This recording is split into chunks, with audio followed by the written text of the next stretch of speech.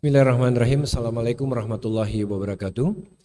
Alhamdulillah wassalatu wassalamu ala Rasulillah. La haula wala quwata illa billah ma ba'du. Alhamdulillah kita panjatkan puja dan puji syukur kita kehadirat Allah Subhanahu wa taala yang telah begitu banyak memberikan kita kenikmatan, nikmat iman, nikmat Islam pada diri kita, nikmat sehat dan waktu luang. Ibu-ibu dan remaja putri sekalian, kita akan melanjutkan pelajaran kita bersama guru kita Al-Ustaz Amir As-Suronji LC-MPDI. Beliau adalah pengajar dari Pondok Pesantren Jamilur Rahman As-Salafi dan juga salah satu pengurus di Yayasan Imam Syafi'i Yogyakarta dan banyak lagi yayasan, terutama Yayasan Cahaya Sunnah di Papua ya. Ini beliau dari Sorong, asli Sorong. Alumni dari Universitas Islam Madinah, dan kita melanjutkan pelajaran kita tentang fikih wanita. Sekarang kita ke bab sujud tilawah dan sujud sahwi. Seperti apa nanti kita dengarkan penjelasan dari beliau. Kepada Al-Ustaz Amir As-Suronji LC-MPDI, kami persilahkan tafadhol maskur. Bismillahirrahmanirrahim. Assalamualaikum warahmatullahi wabarakatuh. Innal hamdalillah nahmaduhu wa nasta'inuhu wa nastaghfiruh wa na'udzu billahi min shururi anfusina wa min sayyiati a'malina. May yahdihillahu fala mudhillalah wa may yudlil fala hadiyalah. Wa ashhadu an la ilaha illallah wahdahu la syarikalah. Wa ashhadu anna Muhammadan abduhu wa rasuluh sallallahu alaihi wasallam. Amma ba'du, para jamaah, ibu-ibu dan para akhwat yang dirahmati Allah Subhanahu wa taala. Alhamdulillah kita bertemu kembali dalam kajian fikih kewanitaan dengan kitab panduan Fiqh Sunnah Lin-Nisa karya Syekh Abu Malik Kamal bin Sayyid Salim. Kita masih membahas Kitabus Shalah. Tema kita pada kesempatan ini sujud tilawah, sujud syukur dan sujud sahwi. Yang pertama sujud tilawah.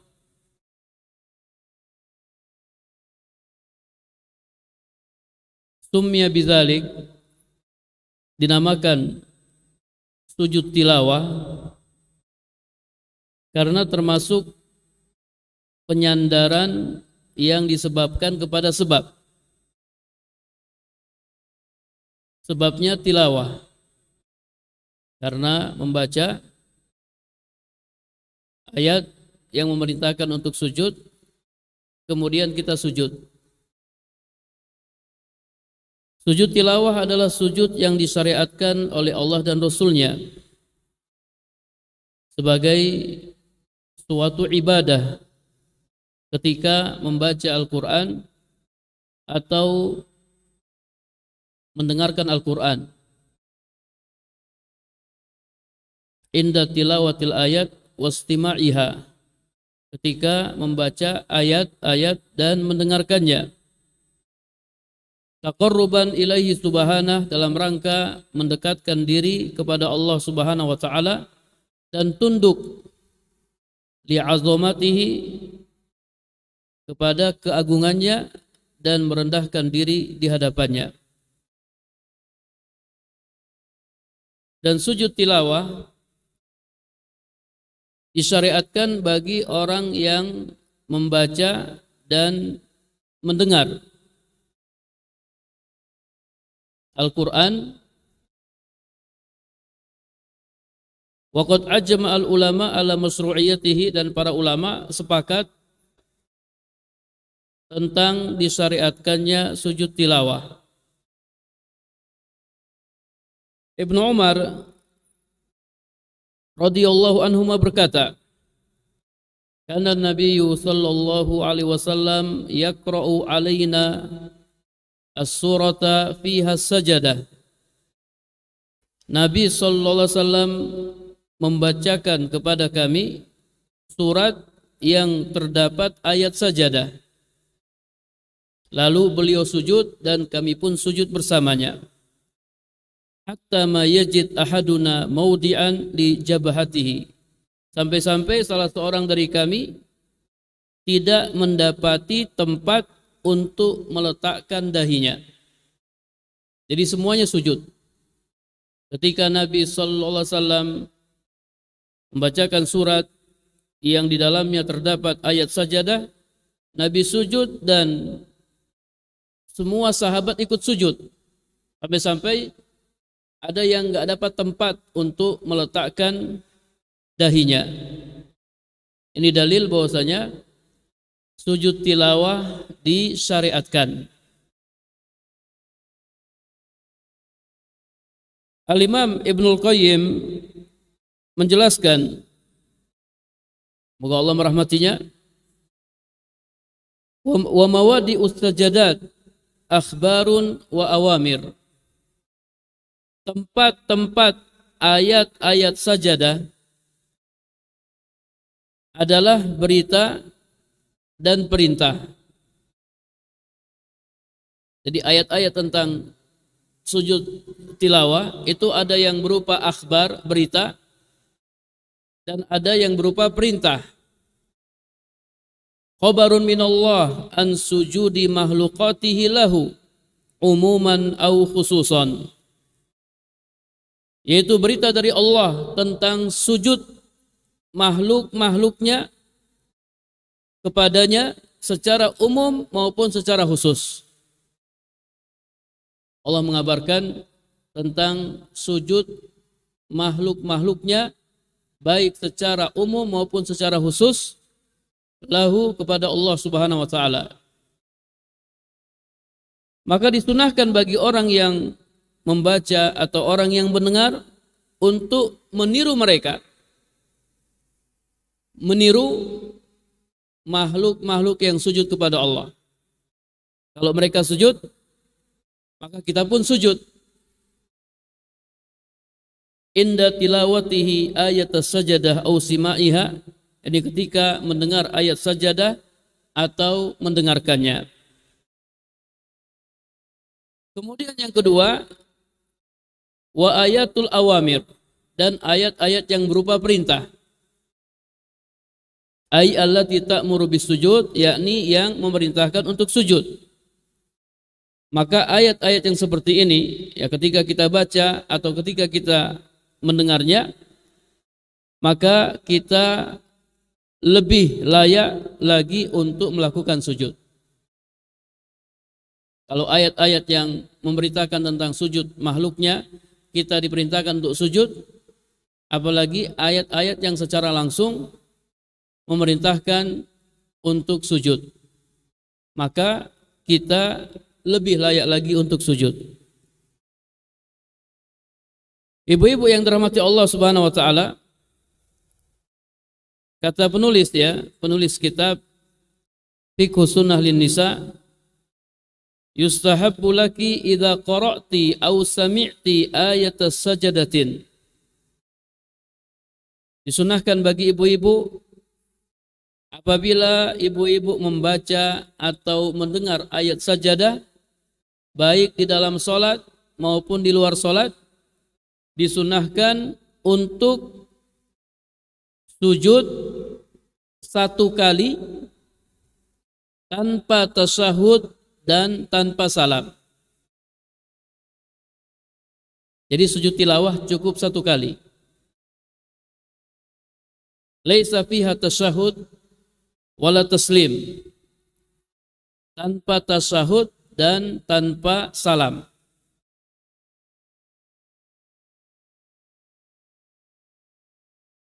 Yang kedua, al-wudu lisajadati tilawah. Tidak disyaratkan wudu untuk melakukan sujud tilawah. Demikian pula tidak disyaratkan sujud tilawah tidak disyaratkan menghadap kiblat. Li'annaha laisat salatan. Karena sujud tilawah itu bukan salat. Tidak disyaratkan wudu dan tidak disyaratkan menghadap kiblat.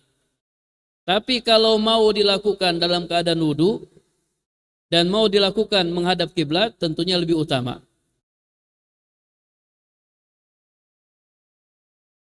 Kemudian yang ketiga, disunahkan ketika melakukan sujud tilawah membaca zikir berikut ini. Sajada wajhi lilladzi khalaqahu wa saqqa sam'ahu wa basarahu bihaulihi wa quwwatihi. Telah sujud wajahku kepada zat yang menciptakannya dan membelah pendengarannya dan penglihatannya dengan daya dan kekuatannya. Atau membaca zikir yang lain. Allahumma laka sajadtu wa bika amantu wa laka aslamtu anta rabbi sajada wajhi lilladzi syaqqa sam'ahu wa basarahu tabarakallahu ahsanul khaliqin. Ya Allah, aku sujud kepadamu, aku beriman kepadamu, aku berserah diri kepadamu, Engkau Rabbku, wajahku sujud kepada zat yang membelah pendengarannya dan penglihatannya. Tabarakallahu ahsanul khaliqin. Maha suci Allah, sebaik-baik pencipta. Atau membaca zikir yang biasa kita baca di dalam sholat, yaitu subhana rabbiyal a'la, subhana rabbiyal a'la, subhana rabbiyal a'la. Ini zikir-zikir yang kita baca pada saat melakukan sujud tilawah.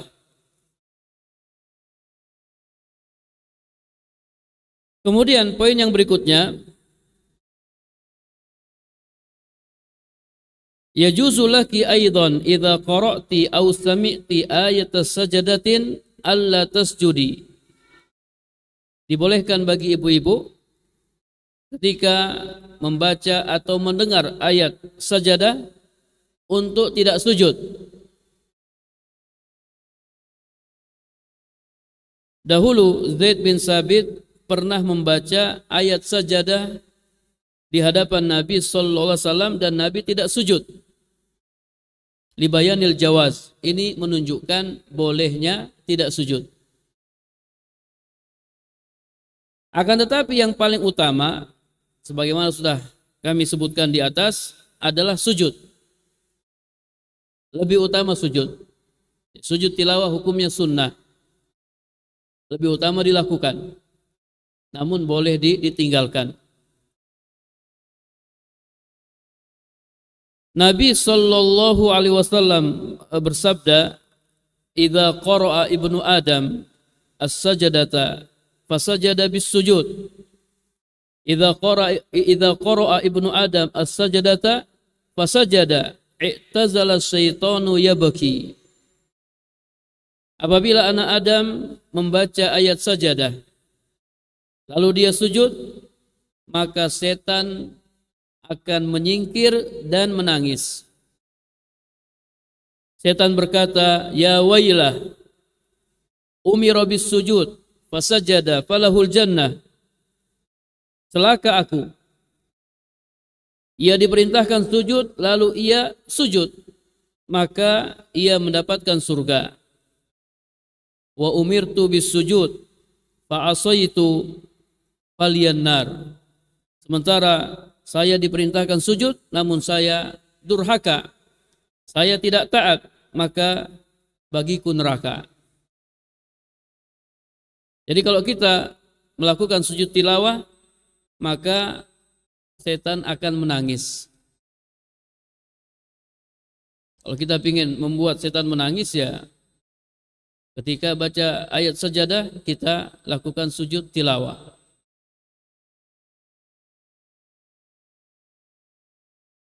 Ibu-ibu yang dirahmati Allah Subhanahu wa taala, ayat-ayat yang terdapat di dalamnya ayat sajadah, ada beberapa ayat. Yang pertama surat Al-A'raf ayat 206. Ini bisa dilihat dalam surat Al-A'raf ayat 206, di sana ada ayat sajadah. Kemudian surat Ar-Ra'd ayat 15. Kemudian surat An-Nahl ayat 49 sampai 50. Kemudian surat Al-Isra ayat 107 sampai 109. Kemudian surat Maryam ayat 58. Surat Al-Hajj ayat 18. Surat Al-Furqan ayat 60. Surat An-Naml ayat 25 sampai 26. Surat As-Sajadah ayat 15. Dan surat Fussilat ayat 37 sampai 38. Kemudian surat An-Najm ayat 62. Kemudian surat Al-Insyiqaq ayat 20 sampai 21. Kemudian yang ada berapa surat semuanya ibu-ibu? Ada berapa? Nah, yang catat ada berapa? Kejauhan ya suaranya jadi tidak terdengar. Adapun ayat sajadah dalam surat Shad itu masih diperselisihkan oleh para ulama. Apakah itu sujud syukur atau sujud tilawah? Wallahu a'lam.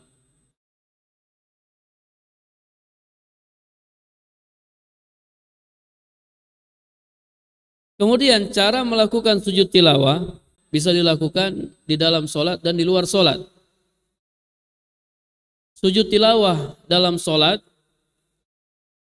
disyariatkan untuk bertakbir ketika hendak sujud dan ketika bangkit dari sujud. Adapun sujud tilawah di luar solat disyariatkan untuk bertakbir ketika hendak sujud dan tidak perlu bertakbir ketika bangkit dari sujud dan tidak perlu salam.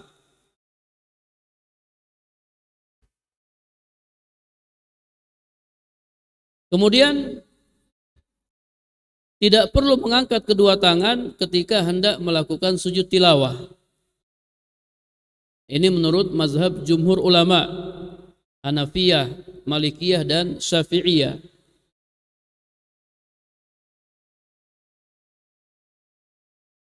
Kemudian yang paling utama sujud tilawah dilakukan dengan posisi berdiri.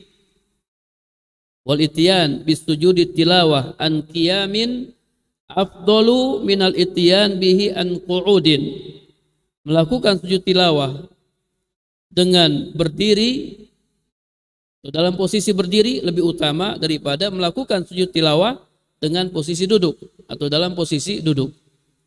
Jadi kalau kita ingin yang paling utama, kita baca ayat sajadah atau kita mendengar ayat sajadah, maka kita berdiri, kemudian kita melakukan sujud. Ya, cukup satu kali sujud.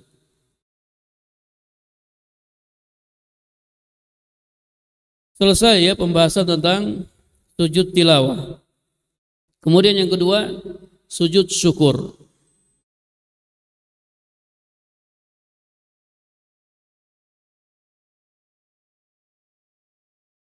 Kata penulis,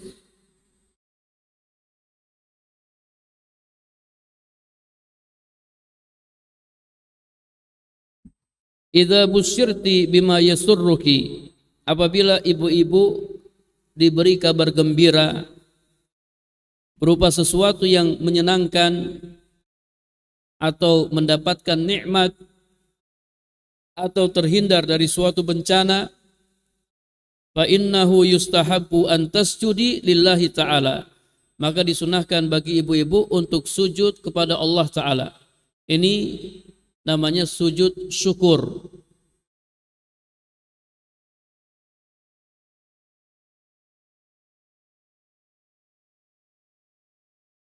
Kemudian sujud syukur cukup satu kali.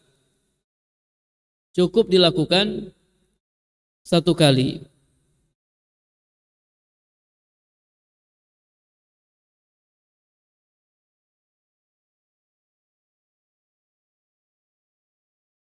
Kemudian menurut pendapat yang rajih tentang tata cara sujud syukur, annahu la yajibu fihi takbir fi awwalihi au fi akhirih au tasyahud au salam. Tidak wajib bertakbir di awalnya atau di akhirnya, atau tasyahud dan salam. Langsung melakukan sujud.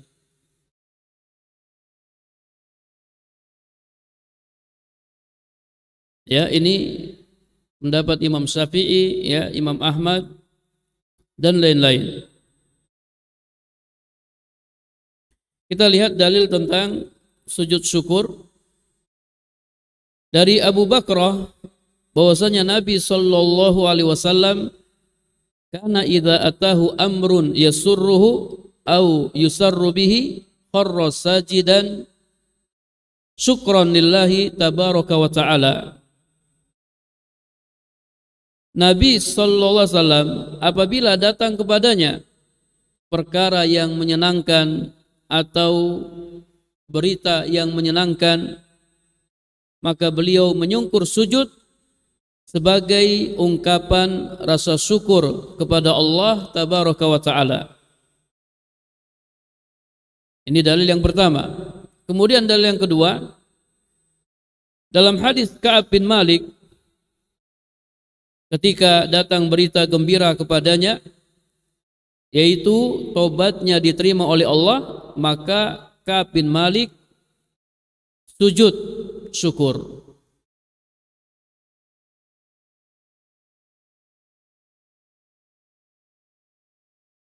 Wala yustaratu al-wudu li sujudi syukri wala istiqbal al-qiblah, dan tidak disyaratkan wudu dan menghadap kiblat untuk melakukan sujud syukur.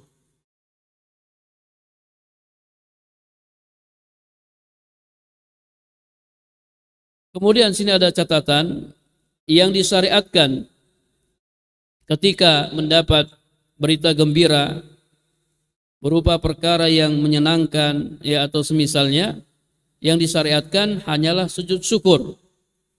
Tidak disyariatkan salat syukur. Yang disyariatkan sujud syukur. Innama huwa sujudu faqat. Hanya sujud yang disyariatkan, bukan salat. Bukan salat syukur, ya, tapi sujud syukur.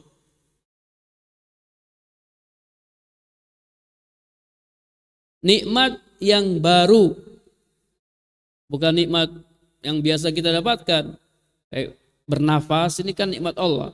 Bukan setiap kali kita bernafas kemudian kita sujud syukur, bukan. Ya, dicontohkan oleh Syekh bin Baz.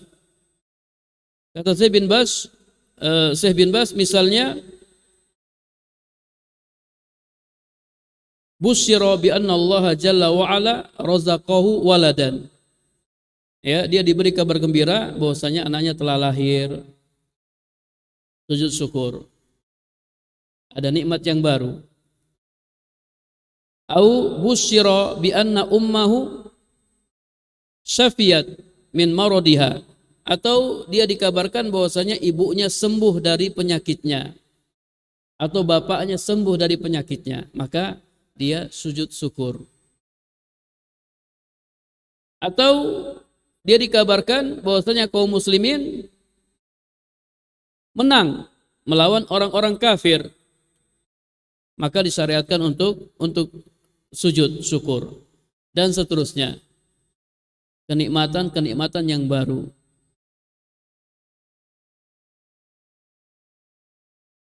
Kemudian apa yang dibaca pada saat sujud syukur? Kata Syekh bin Baz, wa yaqulu fis sujud misla ma yaqulu fis sujud as-shalah. Yang dibaca ketika sujud syukur adalah zikir yang biasa dibaca dalam sujud salat, yaitu subhana rabbiyal a'la, subhana rabbiyal a'la, subhana rabbiyal a'la, atau ya dia membaca zikir yang lain, Allahumma ghfirli, Allahumma rzuqni asyukra ala ni'matika, alhamdulillah ala hadhihi ni'mah. Ini zikir yang dibaca ketika sujud syukur.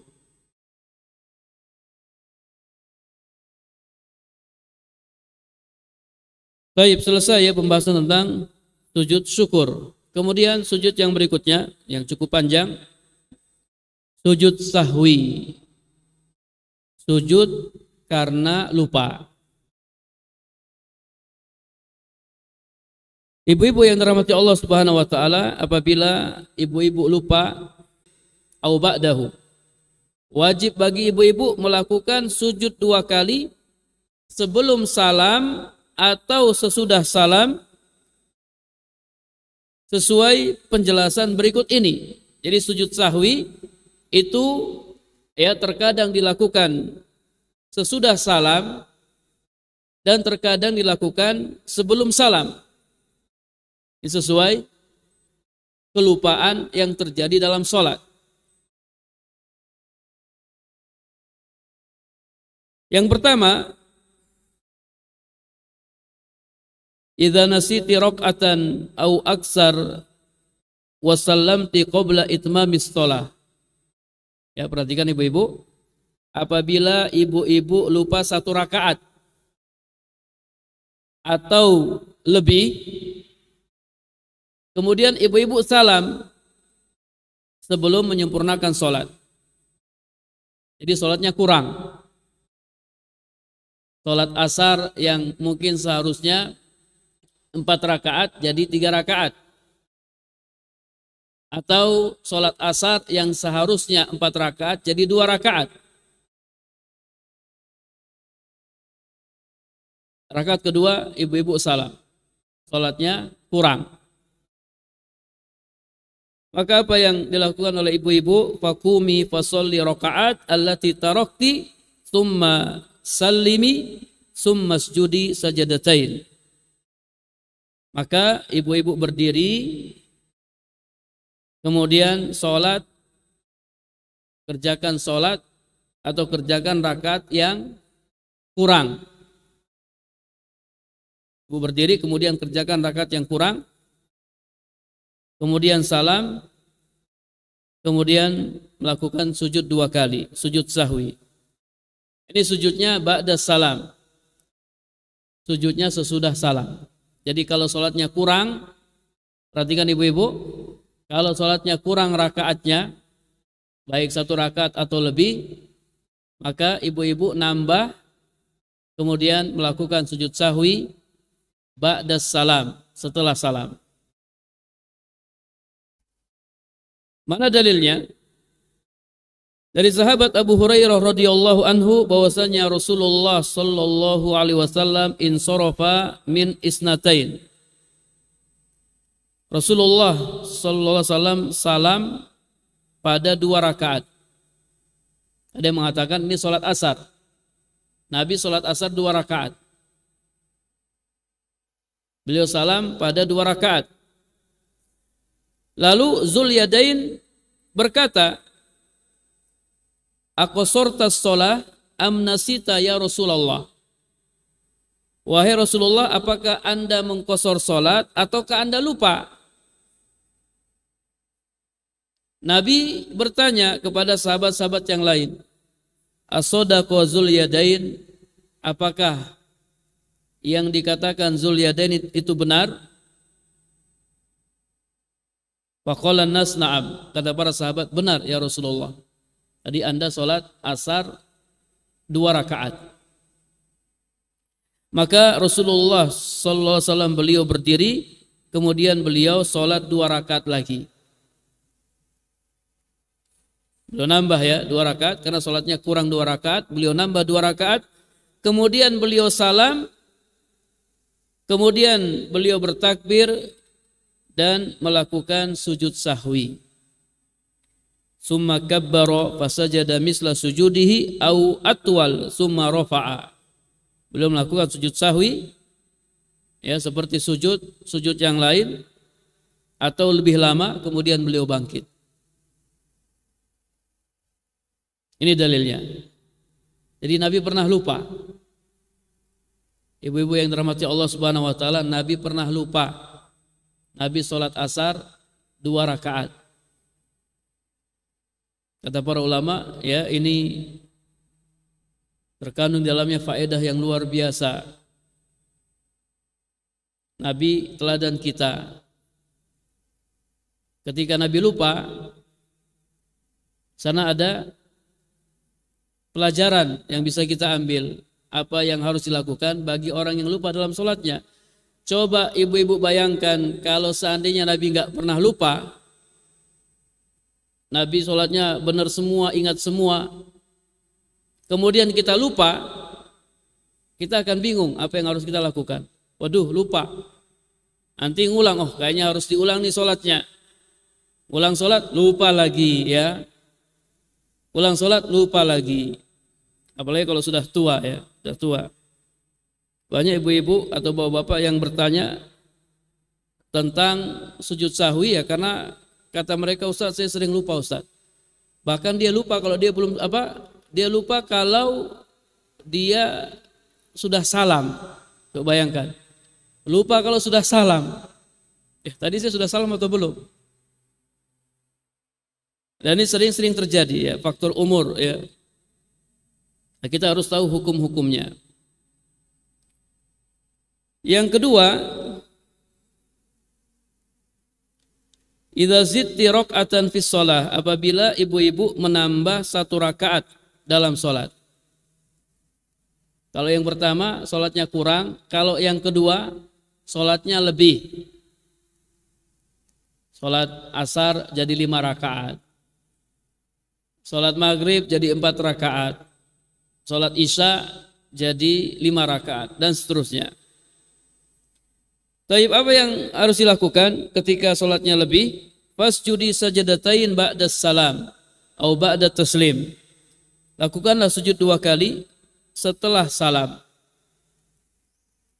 Lakukanlah sujud 2 kali, sujud sahwi setelah salam. Mana dalilnya? Wasallam sholat zuhra khamsan.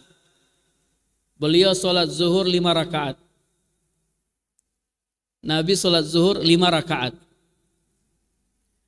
Faqila lahu azida fis shalah. Kemudian ada yang bertanya, apakah telah terjadi penambahan sholat? Nabi bertanya, wa mazaka, apa yang terjadi? Qal shallaita khamsan. Kata para sahabat, tadi engkau sholat 5 rakaat.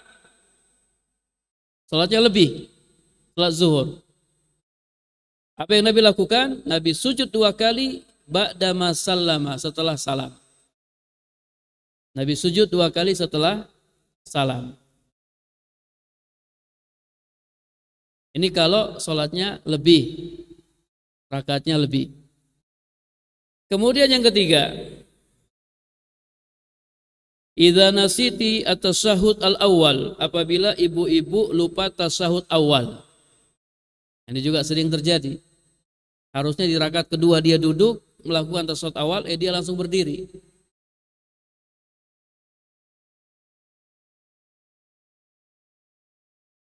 Apabila ibu-ibu meninggalkan tasyahud awal, fa idzan tahaiti min tasyahud al-akhir, apabila ibu-ibu selesai ya membaca tasyahud pada rakaat terakhir, maka lakukanlah sujud 2 kali, sujud sahwi qabla taslim, sebelum salam, tsumma salimi, kemudian setelah itu salam. Jadi sujudnya sesudah salam atau sebelum salam? Kalau lupa tasyahud awal, sujudnya sebelum salam. Mana dalilnya? Dari Abdullah bin Buhainah, ia berkata, Sallalana Rasulullah sallallahu alaihi wasallam rakaatain min ba'di sholawat beliau. Falam yustatimma qa'iman falyajlis. Apabila salah seorang di antara kalian berdiri di 2 rakaat dan dia belum berdiri secara sempurna, maka hendaklah dia duduk. Kembali duduk. Jika dia telah berdiri secara sempurna, telah berdiri lurus, maka janganlah dia duduk. Wa yasjud sajadatai as-sahwi, dan hendaknya dia melakukan sujud sahwi.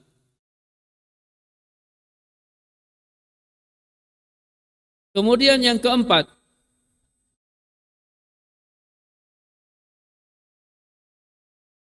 apabila ibu-ibu ragu dalam sholat, falam tadri kam shallait, ibu-ibu nggak tahu sudah di rakaat yang keberapa. Aduh, ini rakaat yang keberapa ya? Ini rakaat kedua atau rakaat ketiga? Atau ini rakaat ketiga atau rakaat keempat? Ragu-ragu. Maka apa yang harus dilakukan? Berusahalah untuk mengingat yang benar. Berusaha untuk mengingat yang benar.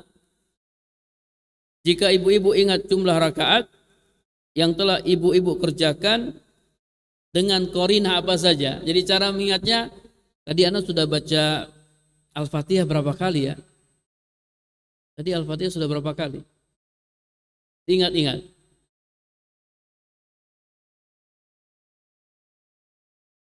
Jika ibu-ibu ingat jumlah rakaat yang telah ibu-ibu kerjakan dengan qorinah apa saja, maka jadikanlah jumlah tersebut sebagai patokan.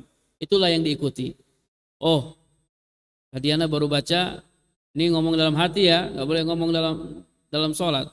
Kalau dia ngomong dalam sholat, dia ngomong, ya suaranya terdengar, ya batal sholatnya. Ya dia ingat-ingat, oh tadi udah 2 kali Al-Fatihah. Berarti ini rakaat ketiga misalnya.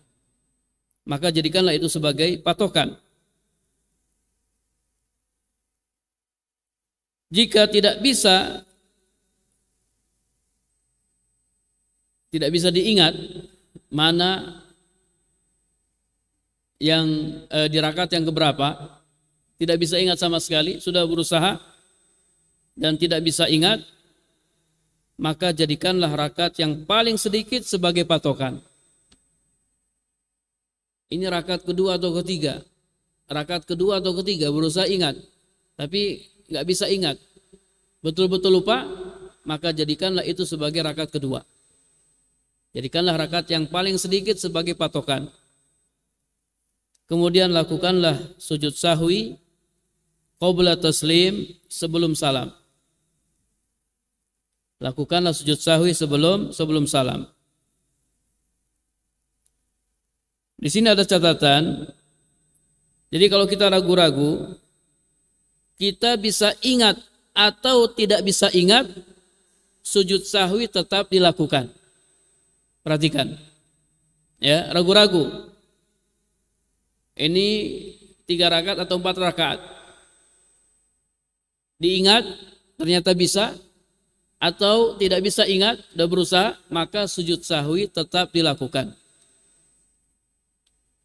Sujud sahwi sebelum salam. Kita lihat dalilnya. Nabi SAW bersabda, "Idza syakka ahadukum fi salatihi falyataharra as-shawab." Apabila salah seorang di antara kalian ragu-ragu dalam salatnya, maka hendaklah dia berusaha untuk mengingat mana yang benar. Kalau dia ingat, maka sempurnakanlah salatnya, kemudian lakukanlah sujud sahwi.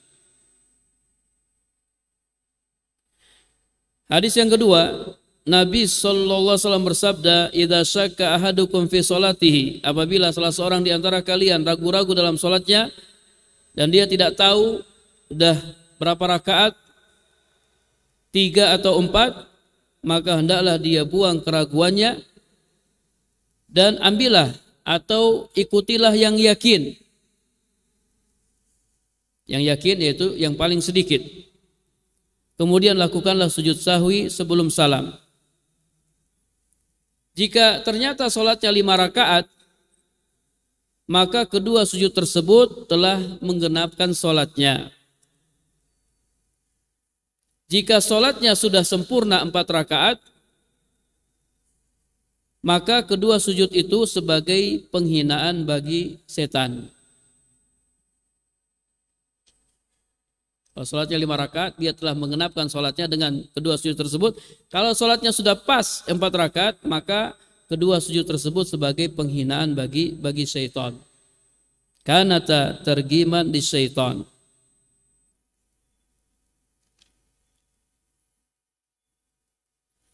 Kemudian yang kelima, yang terakhir ya, waktunya sudah mepet banget.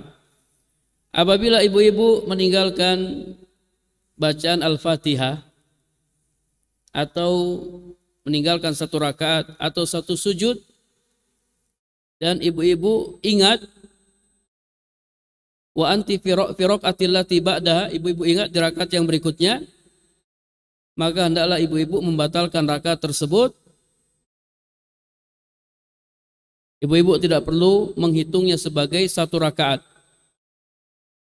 Dan sempurnakanlah sholat ibu-ibu dan lakukanlah sujud sahwi kemudian salam. Wa hakadza idza nasiti ruknan min arkanis shalah. Ya, demikian pula apabila ibu-ibu lupa salah satu rukun dari rukun-rukun sholat. Anda contohkan ya, biar paham. Ya, di sini aja, contohnya di sini aja. Misalnya, ini kita berdiri nih, rakaat kedua. Di rakaat kedua kita berdiri. Tiba-tiba kita ingat, tadi ternyata sujud kita kurang 1. Harusnya 2 kali sujud ya, 1 rakaat 2 kali sujud. Ternyata sujud kita baru 1 kali. Kita ingatnya pas di rakaat kedua. Maka rakaat yang tadi, rakaat yang pertama kita batalkan. Kita tidak anggap sebagai rakaat.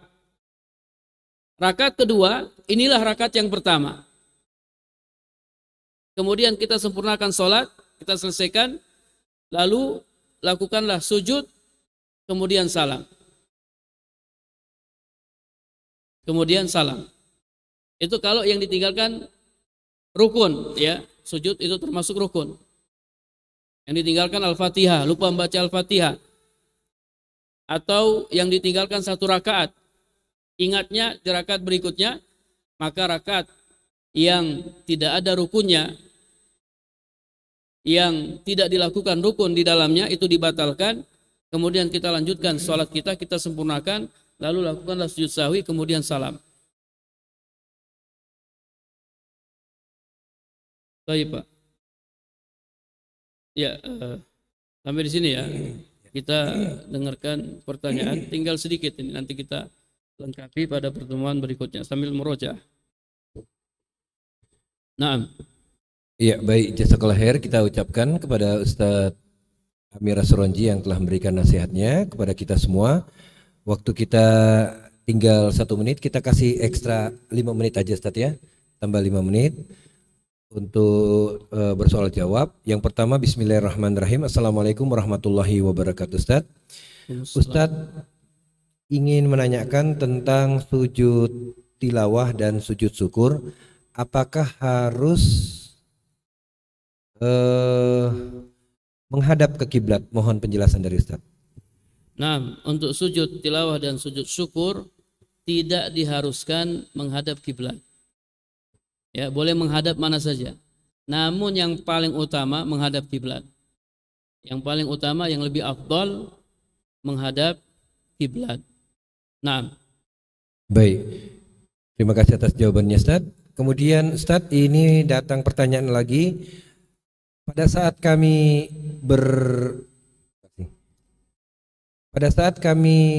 bersolat jamaah, Ustaz, imam salah dan dia melakukan sujud sahwi. Pertanyaannya Ustaz, apakah makmumnya juga ikut sujud sahwi? Karena ada beberapa anggapan jamaah yang salah imamnya bukan kami. Mohon penjelasan dari Ustaz. Nah, ya, kalau imam salah, kemudian imam melakukan sujud sahwi, maka makmum juga ikut melakukan sujud sahwi. Walaupun imamnya yang salah, makmumnya nggak salah. Jadi imam dijadikan untuk diikuti. Kalau imam bertakbir, maka bertakbirlah. Kalau imam ruku, maka rukuklah. Kalau imam sujud, maka sujudlah. Jadi kalau imam melakukan sujud sahwi, makmum juga melakukan sujud sahwi. Bahkan makmum yang mungkin nggak tahu apa-apa ya, imam kok tiba-tiba lakukan sujud sahwi, maka dia ikut melakukan sujud sahwi. Allahu a'lam bishawab.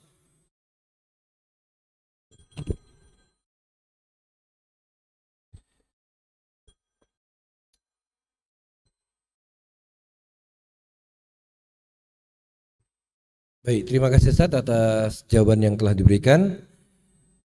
Kita sampaikan kembali Ustaz.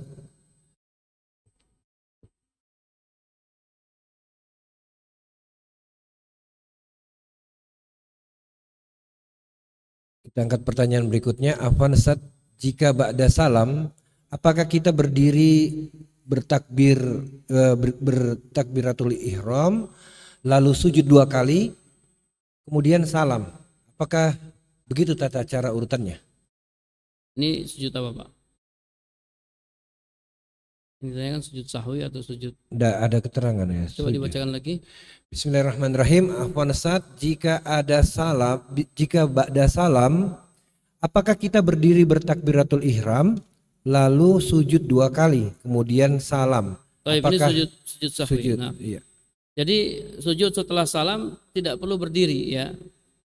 Sujud sahwi yang dilakukan setelah salam itu tidak perlu berdiri bertakbir kemudian lakukan sujud, tidak perlu. Jadi ketika dia salam, Assalamualaikum warahmatullah, Assalamualaikum warahmatullah, dia langsung melakukan sujud 2 kali, sujud sahwi.